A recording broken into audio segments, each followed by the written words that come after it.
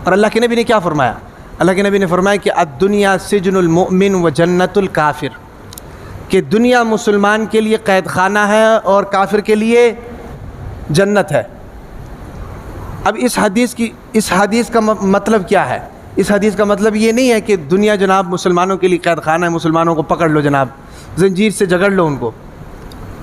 मतलब इसका ये है कि मुसलमान का ये ईमान और ये अक़ीदा होना चाहिए कि हम दुनिया के अंदर हैं, लेकिन जितनी ज़िंदगी भी दुनिया के अंदर रहेंगे हमें इस ज़िंदगी का जवाब देना है। दुनिया की ज़िंदगी हमारा मकसद नहीं है, हमारी ज़रूरत है। और आजकल तो कैद खानों में, जेलों के अंदर वीवीआईपी जेल भी मौजूद है कि नहीं?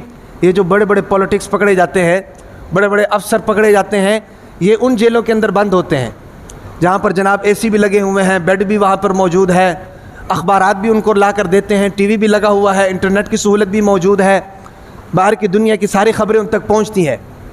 अगर उनसे जाकर कोई पूछ ले कि यार ये तो बड़ी वीवीआईपी जगह है, लिहाजा तुम इधर ही रहो, बाहर जाके करना क्या है, वो कभी बात मानेगा नहीं। चाहे एक कमरे के अंदर 3-3 एसी लगा दो, वो फिर भी यही कहेगा कि मुझे यहाँ से बाहर निकालो। क्यों? क्योंकि वो समझता है कि ये मेरे रहने की जगह नहीं है, ये मेरे जाने की जगह है। यहाँ मैं कुछ देर के लिए आया हूँ, जो जुर्म किया है उसकी सज़ा मुझे मिलेगी और मैं चला जाऊँगा। तो मुसलमान की भी यही नीयत होनी चाहिए, समझ आ रही कि नहीं? मुसलमान की भी यही नज़र होनी चाहिए और मुसलमान को भी यही समझना चाहिए कि दुनिया के अंदर जो अल्लाह ताला ने हमें माल और दौलत दी हुई है, हाँ भाई, माल और मता से हमें नवाजा हुआ है, हर चीज़ की नेमत अल्लाह ताला ने हमें दी है, सक्सेसफुल लाइफ हमारे पास मौजूद है। लेकिन एक वक्त ऐसा आएगा कि हमें इसको छोड़कर जाना है और आखिरत में इसका हिसाब देना है और आखिरत में अल्लाह ताला से इनाम लेना है। लेकिन काफिर को इन चीज़ों का पता नहीं होता। काफिर तो इस दुनिया को सब कुछ समझता है, इसलिए तो उसके लिए ये जन्नत है। हलाल भी है तो ठीक है, हराम भी है तो ठीक है, जायज़ भी है तो ठीक है, नाजायज़ भी है तो ठीक है। लेकिन मुसलमान का काम क्या होता है? मुसलमान का काम ये होता है कि वो दुनिया को हासिल भी करता है तो आखिरत के लिए हासिल करता है। याद रखें, ये जो हम कमाइयाँ करते हैं ना जी, ये सारे गुफ्तगू का मकसद ये नहीं है कि हम कारोबार ना करें, हम दुनिया का ना कमाएं। दुनिया तो ज़रूरत है, ज़रूरत के तहत कमाना है, लेकिन याद रखें कि जो हम लोग दुनिया कमाते हैं, कारोबार करते हैं, उसको हम अपने आखिरत को बनाने के लिए करें। समझ आ रही कि नहीं? उसको हम अपनी आखिरत को बनाने के लिए करें। उलमा इकराम 2 तरीक़े बयान फरमाते हैं कि किस तरह दुनिया आखिरत के लिए बन सकती है, दुनिया के ज़रिए आखिरत को खूबसूरत बनाया जा सकता है। वो फरमाते हैं, एक तो ये है कि हमारी कमाई हलाल हो। नंबर 1 क्या चीज़ है जी? हमारी जो कमाई है, हम जिस रोज़गार से वाबस्ता हैं, वो रोज़गार हमारा हलाल हो, हराम ना हो, जायज़ हो, नाजायज़ ना हो, हलाल तरीक़े से रोज़ी कमाए। और दूसरा तरीक़ा उलमा इकराम फरमाते हैं कि जो हलाल रिज़्क़ हमने कमाया है, उस हलाल रिज़्क़ को हलाल जगह पर लगाएं। समझ आ रही है? हलाल तो कमाते हैं अल्हम्दुलिल्लाह हम सब, लेकिन क्या उस हलाल कमाई को हलाल जगह पर भी लगाते हैं कि नहीं? ये भी देखना है। सिर्फ ये नहीं कि हलाल कमाना है, बल्कि हलाल कमाकर उस हलाल कमाई को हलाल जगह पर भी लगाना है। समझ आ रही कि नहीं? हम हलाल कमाते हैं लेकिन उसको लगाते मेहंदियों पर हैं भाई, हराम चीज़ों पर हैं, बिदआत के ऊपर हैं, रसूमात के ऊपर है अपनी हलाल की कमाई। तो दुनिया की ज़िंदगी के ज़रिए आखिरत की ज़िंदगी को इसी तरीके से संवारा जाता है कि हम दुनिया की ज़िंदगी को, एक तो ये है कि हलाल तरीके से कमाएं, और दूसरा ये है कि उस हलाल कमाई को हलाल रास्ते के ऊपर लगाएं, हराम रास्तों से बचाएं उसको। तब हमारी ये दुनिया की ज़िंदगी की वजह से आखिरत की ज़िंदगी संवर सकती है। समझ आ रही कि नहीं? और दूसरा एक और चीज़ याद रखें कि दुनिया की जो दौलत अल्लाह ताला ने हमें दी है ना जी, दुनिया की दौलत को लेकर, हलाल दौलत को लेकर अल्लाह ताला का शुक्र अदा करें, अल्लाह ताला का शुक्र अदा करें। कारून को अल्लाह ताला ने कितनी दौलत दी थी? कारून को अल्लाह ताला ने कितनी दौलत दी थी? रिवायात में आता है कि उसकी दौलत की चाबियाँ इतनी थी कि एक जमात जो थी सिर्फ इसी काम पर लगी हुई थी, उसके ख़जानों की चाबियाँ उठा कर लेकर जाए। इतनी दौलत अल्लाह ताला ने कारून को दी थी। और मूसा अलैहिस्सलाम ने जब कारून से कहा कि कारून, अल्लाह ताला ने इतनी दौलत तुम्हें दी है हक़ ये बनता है कि तुम अल्लाह ताला के इस दी हुई दौलत से अल्लाह ताला के बंदों की खिदमत करो, इसकी ज़कात अदा करो। उसने आगे से क्या कहा? उसने आगे से ये कहा कि अल्लाह ताला की दी हुई दौलत नहीं है, ये मेरी अपनी अक्लमंदी की वजह से, अपनी ताकत और होशियारी की वजह से कमाई हुई दौलत है। नतीजा क्या हुआ? ज़लज़ला आया, अल्लाह ताला ने दौलत समेत ज़मीन के अंदर धंसा दिया।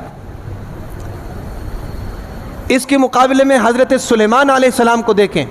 हज़रत सुलेमान अलैहिस्सलाम को अल्लाह ताला ने कितनी बड़ी बादशाहत दी, और ख़ुद हज़रत सुलेमान अलैहिस्सलाम ने दुआ की, रब्बि हबली मुल्कन ला यंबग़ी लिअहदिन मिन बादी, या अल्लाह मुझे ऐसी बादशाहत अता फरमा कि मेरे बाद ता क़यामत ऐसी बादशाहत किसी को ना मिले।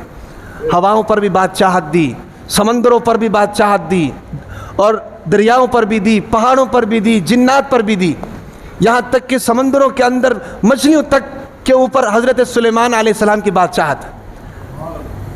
इतनी बादशाहत को लेकर इज्ज़ और इनकिसारी का आलम यह था कि हज़रत सुलेमान अलैहिस्सलाम दुआ फरमाया करते थे, रब्बि औज़िअनी अन अश्कुरा निअमतक अल्लती अनअमत अलैहि, कि अल्लाह इतनी बड़ी सल्तनत और इतनी बड़ी बादशाहत मुझे दे दी है, मुझे ये तौफीक भी अता फरमा कि मैं आपका शुक्रिया अदा कर सकूँ।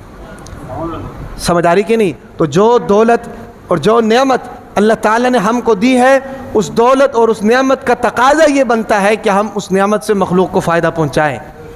समझ आ रही कि नहीं? हम उस नेमत से मखलूक को फ़ायदा पहुँचाएँ।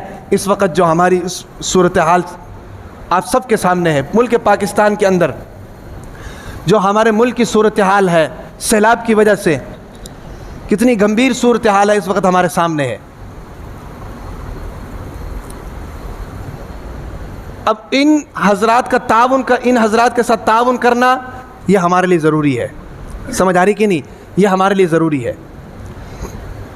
सबसे पहली बात तो ये है, याद रखें कि ये आसमानी आफत है।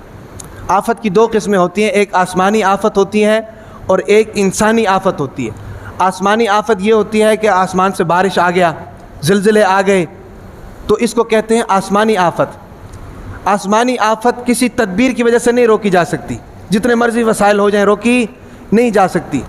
जहाँ पर तदबीर काम नहीं करती ना, वहाँ पर तकदीर काम करती है, और तकदीर दुआओं की वजह से बदलती है। तकदीर हमेशा दुआओं की वजह से बदलती है, अल्लाह ताला से दुआ की जाए। और फिर दूसरी चीज़ है इंसानी आफत। इंसानी आफत ये होती है कि इंसान की अपनी वजह से होती है।